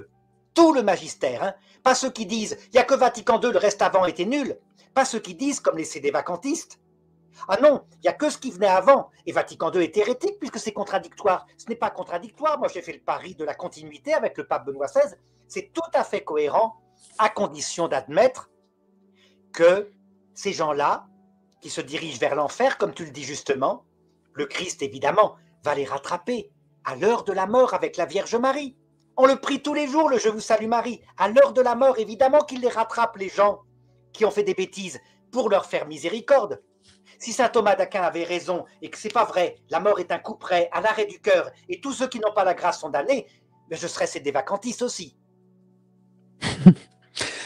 Emilio Dos Santos, je te remercie parce que lui au moins il me pose une question. J'aimerais savoir quel est l'intérêt de bénir les couples homosexuels. Alors, c'est très simple. Il y a deux choses que demande l'Église. Premièrement, la vérité. L'homosexualité est toujours contre nature selon ces trois formes. Que ce soit une homosexualité d'origine hormonale, que ce soit une homosexualité liée à l'éducation, un manque de père qui fait que souvent c'est des gens très fragiles, très efféminés, ou que ce soit l'homosexualité perverse, comme on la trouve dans les prisons, où on va prendre un jeune homme parce qu'il n'y a pas de femme et on le viole parce qu'il faut bien, tu vois, un peu comme dans le chapitre 19 du livre des juges. Les trois homosexualités sont contre nature. Ça, c'est le premier point. Deuxième point, les personnes homosexuelles, on doit les accueillir comme des pauvres pécheurs qu'on aide et qu'on dirige vers la vie éternelle. Les deux à la fois. Et donc, la bénédiction privée d'un couple homosexuel, comme dit le document, pour qu'il marche vers ce que Dieu l'appelle, à savoir sortir de l'homosexualité pour aller vers l'amitié. C'est toujours l'appel de l'Église, puisqu'ils ont des tendances homosexuelles très fortes qui la transforment en une amitié fidèle, solide, sans sexualité, une amitié à la vie et à la mort. Alors, comme l'avait vécu saint Elred de Rivaux, qui était sans doute un homosexuel, un Irlandais, hein, il avait transformé en amitié, il est canonisé. Ok. Pierre Vivante, auteur, compositeur, interprète. Très heureux de l'apprendre. C'est le diable qui cherche à accuser systématiquement. C'est lui qui cherche les fautes de celui-ci ou celui-là. Non. Tu veux rebondir? Oui, mais je suis d'accord. Personnellement, s'il y avait quelque chose que je pouvais conseiller à Xavier Héral, à toi, ça serait toujours d'avoir cette bienveillance par rapport à nos prêtres qui portent le poids de ces années, qui ont suivi, qui sont comme nous, quoi. Ils ont suivi l'idéologie. Et certains, alors, se convertiront à la plénitude de l'évangile, comme c'est arrivé au cours de l'histoire. Voilà, parce que nous-mêmes, nous devons nous convertir. Voilà, ne pas avoir la critique en premier. Pour la gouverne de Xavier Héral, qui est encore une fois pas là pour se défendre, comparé à moi, c'est un enfant de cœur. Hein. Quand on a fait des émissions ensemble, il a toujours été doux, très calme, très, très posé. Il a une bien meilleure éducation que moi. C'est plutôt moi qui étais virulent de ce côté-là. Enfin, je dis ça, je dis rien. C'est ce que je pense, c'est ce que j'entends, mais ça ne m'étonnerait pas, me connaissant un petit peu quand même. Alors, on va prendre Aude Bénard, encore une fois. En fait, l'humain a besoin de sexe, c'est tout. Il n'a pas... alors ça, je vais peut-être pouvoir répondre. Il n'y a pas que la chair qui est faible, ça monte aux neurones, à la tête aussi, alors on s'arrange avec toutes sortes de situations saines ou malsaines. Alors, si tu me permets, Arnaud, je connais bien le sujet, moi, parce que le sexe, je l'ai fait en long, en travers et en large toute ma vie. Et je peux vous dire que ce qui sauve, et on n'en parle pas assez dans l'Église, c'est l'Esprit Saint. On n'a pas assez de relation avec l'Esprit Saint. Moi, je découvre ça de plus en plus avec Encounter Ministries. C'est qu'en fait, l'Esprit Saint, il existe vraiment. Et plus on l'appelle, plus on le prie, et plus il entre dans notre vie. Il nous donne vraiment des grâces. Moi, j'étais, euh, comment dire, what's the word? Oh, je cherche le mot, excusez-moi en français, c'est pas condamné, mais addict. Voilà. J'étais addict à la fornication, littéralement. Je tirais sur tout ce qui bougeait. Enfin, je vous parle de ça, j'avais 25 ans. Hein. Et après, ça a été la pornographie. Mais j'ai commencé dans des caves, j'avais 9 ans, moi. À 12 ans, j'étais un petit proxénète dans un camping de La Ciotat. Donc, je sais de quoi je parle. Le sexe, je connais. Et je peux vous dire que l'Esprit Saint, ça existe. Il existe vraiment. C'est pas juste quelque chose dans la Bible. Il vient, il nous visite et il nous donne des grâces. Et je peux vous dire qu'il y a un changement extraordinaire dans ma vie qui était obsédé. Enfin, ça c'est assez vite parti. Mais après, c'était une addiction. Je ne pouvais pas m'empêcher. J'avais besoin de...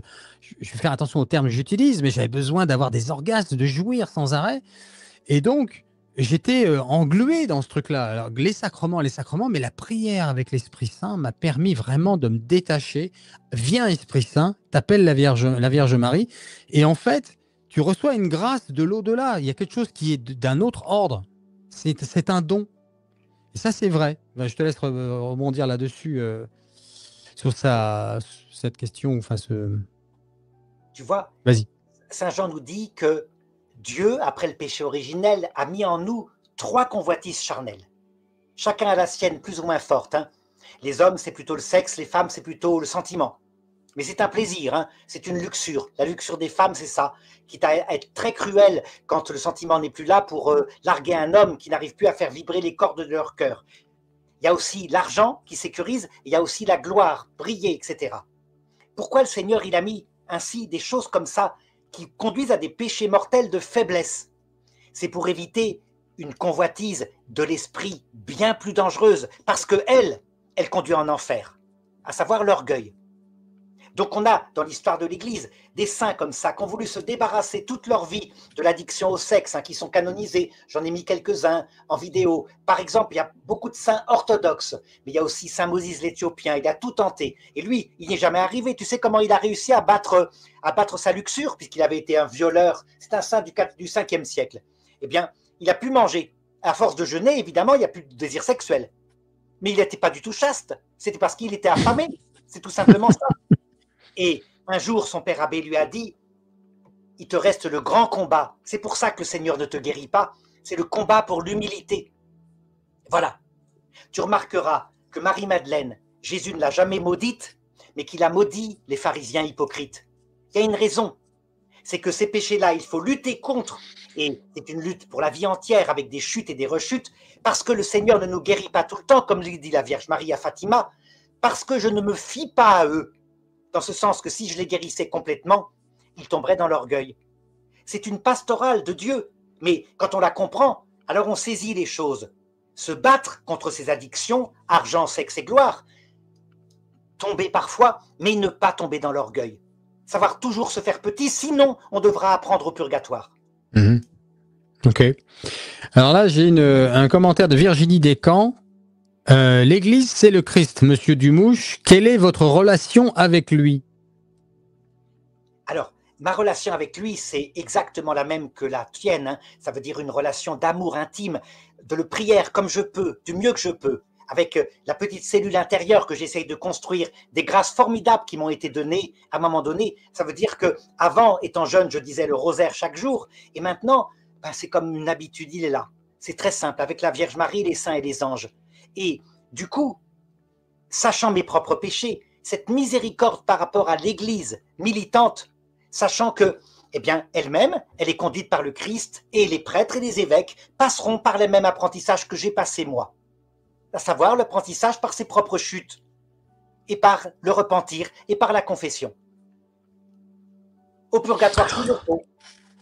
Je vais prendre une dernière question et puis donner le mot de la fin à Arnaud. Avant de se faire, je vous rappelle que le QR code que vous avez à droite, c'est la boutique que j'ai créée, Cyril Christocentré. Vous trouverez toutes sortes d'objets religieux, catholiques, chrétiens, des livres, des films, de la musique. Et il y a en ce moment une liste particulière pour Noël dans lesquelles vous trouverez mes 2 derniers livres, notamment celui que je vous invite vraiment à offrir à Noël, Le Papa Moscou, et ensuite La guerre en Europe, qui est une prophétie de Garabandal qu'on a évoquée aujourd'hui. Alors, je vais te donner le mot de la fin et je prends une dernière question. Si j'en vois une, si je vois un point d'interrogation, je stoppe. J'en vois pas, encore une fois. Si, là, hop. Monsieur, Madame Telmax, bonsoir Cyril et Arnaud. Cyril, concernant les 3 jours, peux-tu nous rappeler la prière à connaître si une personne souhaite entrer? Je ne sais pas de quoi tu parles. Quels 3 jours? Les 3 jours de ténèbres? Peux-tu nous rappeler la prière à connaître si une personne souhaite entrer? Je ne sais pas de quoi elle parle.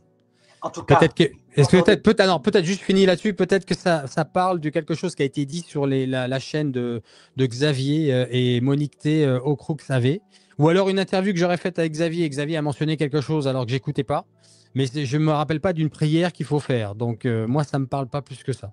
Désolé, hein. voilà. En tout cas, pour cette personne, les 3 jours de ténèbres, évidemment, comme toujours, par les prophéties d'Internet, ont été interprétés matériellement. Ça peut arriver, il y a bien eu 6 heures ou 3 heures de ténèbres à la croix de Jésus. C'est vrai, des vraies ténèbres physiques. Mais ce n'est pas le sens donné, le sens profond donné à ces 3 jours de ténèbres qui sont annoncés dans l'Écriture, c'est le passage à un moment donné qu'on connaîtra tous parce qu'on ne peut pas rentrer au ciel sans être mort à soi-même, par la nuit de l'esprit. Tôt ou tard, ici-bas ou dans l'autre monde, on doit mourir à nous-mêmes. Le Seigneur l'avait dit, si le grain de blé que nous sommes ne tombé en terre ne meurt pas, il reste seul. Donc à un moment donné, il nous enverra une épreuve.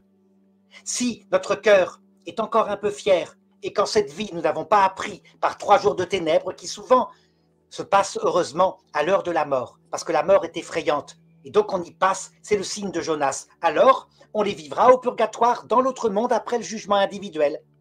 Il faut comprendre, c'est des sens bien plus profonds que 3 jours matériels de ténèbres, même si, accessoirement, un jour peut-être, il y aura 3 jours de ténèbres, peut-être, hein, pourquoi pas, histoire que ceux qui sont charnels comprennent, puisque le Seigneur s'occupe aussi des gens charnels, pas seulement des gens spirituels.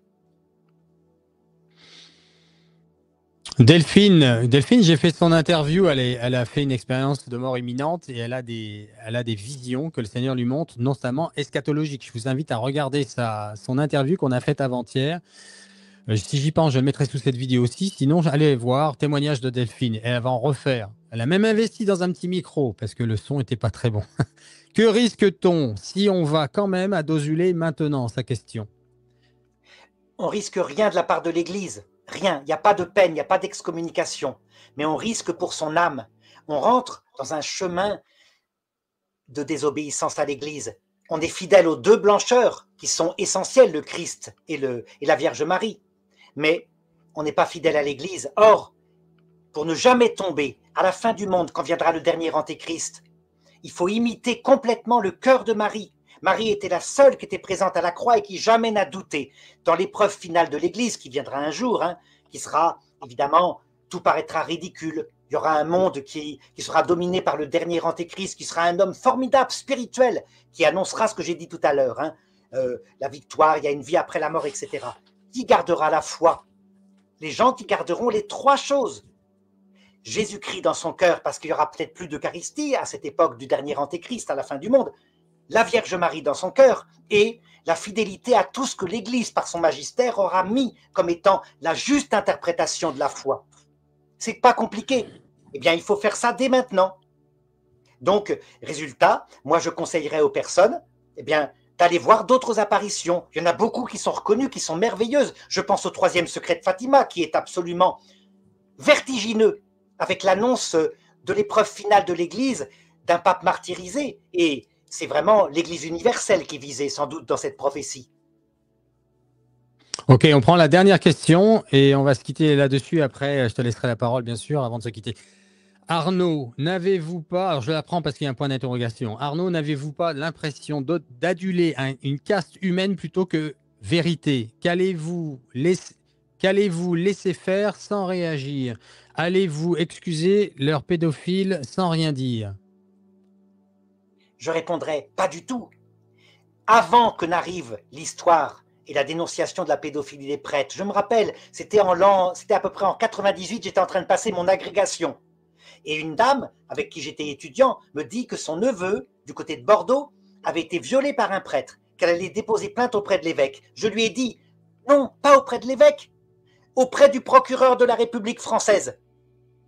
Pas auprès du procureur du roi belge, hein, là-bas, parce que les évêques actuellement, à l'époque, ne faisaient rien. Donc, il s'agit d'être vrai. Mais quand je vois actuellement ce qui se passe, ou à cause de la terreur de l'absence d'action qu'il y avait eu dans la génération des précédents évêques, avant l'affaire du Trou, avant l'an 2000, quand je vois l'extrême inverse maintenant, où des évêques vont aller dénoncer des prêtres qui ont été dénoncés, qui leur ont été dénoncés, alors qu'il y a une enquête de police qui est en cours, et quelquefois qui n'aboutit à rien, il n'y a rien qui s'est passé. Et il y a eu des suicides de prêtres. On passe d'un extrême à l'autre. Moi, j'ai 60 ans, j'ai l'âge où si j'étais curé, je pourrais être évêque. Ben, je vois simplement que ce sont des hommes comme nous. Ils ont peur, ils passent d'un extrême à l'autre, et là-dessus, je dis avec le pape François, non, vous devez vous soumettre au droit canonique. Quand un prêtre abuse, qui vous est dénoncé, alors vous le signalez au procureur de la République, vous l'éloignez des enfants discrètement, on laisse la police qui a les moyens faire son enquête, s'il n'y a rien, il n'y a rien, et on s'excuse. S'il y a quelque chose, il y a quelque chose. Il y a une présomption d'innocence, on ne peut pas faire n'importe quoi. Le pape Léon XIV insiste, hein, il le dit, la présomption d'innocence dans le droit canonique, ça a été inventé par l'Église aussi à cause du droit romain, on doit maintenant l'appliquer. Donc quand je vois le suicide de ce prêtre-là, ce prêtre salésien qui vient de se suicider sans doute en se jetant dans la mer, le père Petit, il a un nom, hein, un français, d'accord, parce qu'il avait été condamné pour voyeurisme en première instance, il avait fait appel, mais il s'est écroulé. Il était dénoncé sans arrêt sur des journaux comme La Croix, etc. Ben je dis, on n'a pas le droit. Attendons l'appel. Voilà. On ne peut pas mener comme ça, on ne peut pas faire n'importe quoi. L'Église est une société de droit. Alors, donc, je rappelle, je ne pensais pas, j'avais oublié, mais j'ai mis ça de côté, le site LifeSite, qui est un site catholique important aux États-Unis aussi et au Canada. Il y a une grosse enquête qui a été faite et en effet, ils ont découvert, et là, ils remettent une couche, les évêques américains continuent de financer un groupe marxiste pro-avortement et pro-LGBT. Il y a des financements qui ont été mis en lumière, en effet, aux États-Unis. L'association des évêques des États-Unis, elle est coupable d'avoir vraiment balancé de l'argent dans des endroits qui n'ont rien à voir avec la foi chrétienne. Et donc, il y a toute une étude là qui est mise en exergue, qui ressort aussi de toute. Il y a une grosse étude qui a été faite au début du dernier mandat de Trump, et on s'est rendu compte que Biden avait, et pendant les deux derniers avec son prédécesseur, Omar, what's his name? J'oublie le président avant Biden, c'était le premier président Obama, merci, que j'ai rencontré en plus à New York. Ils ont tous les deux, en tout cas pendant leur poste en tant que président aux États-Unis, il y a eu énormément d'argent qui a été du contribuable, qui est parti dans des choses, des associations gauchistes, en veux-tu, en voilà, wokistes, LGBT, plein de choses comme ça. Parce qu'il y a un mouvement, en effet, qui veut changer l'Église de l'intérieur. D'ailleurs, je ne pensais pas que j'allais parler de ça, mais le cardinal Muller a bien dit qu'il y avait un terrorisme au Vatican actuel, où il y a des prélats, c'est sa parole hein, que je reprends là, c'est pas moi qui accuse, c'est le cardinal Muller qui a dit que de l'intérieur, on était en train de vouloir changer la tradition et le dépôt de la foi et de la morale du Christ. Oui, mais ça, je te dis encore une fois, c'est à chaque époque comme ça.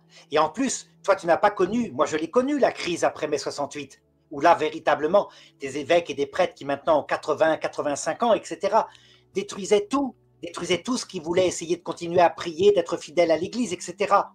Donc cette phase-là, eh bien, on voit bien qu'on est en queue de comète. Maintenant, c'est autre chose. Le pape François l'avait montré. Le danger, c'est le retour au jansénisme, qui pourrait arriver dans la jeune génération, et ça ne sera pas mieux. Donc, arrêtons et étons simplement, il faut être fidèle au magistère vivant de l'Église. Magistère, hein, j'ai bien dit. Encore une fois, pas forcément la pastorale. Le pape François avait des torts, par exemple, en acceptant la communion de Biden, alors qu'il se prenait pleinement pour avortement. Là, il aurait dû y avoir un geste fort à un moment donné, mais je te l'ai dit, il pensait qu'avec cette générosité, les gens réfléchiraient. mon avis, c'est malvenu. C'est une pastorale critiquable. Très bien, ben on arrive à la fin du 13e round. Je ne sais pas qui a gagné, on va laisser les juges décider. Je plaisante parce que les commentaires de la dernière vidéo étaient assez drôles et assez cocasses.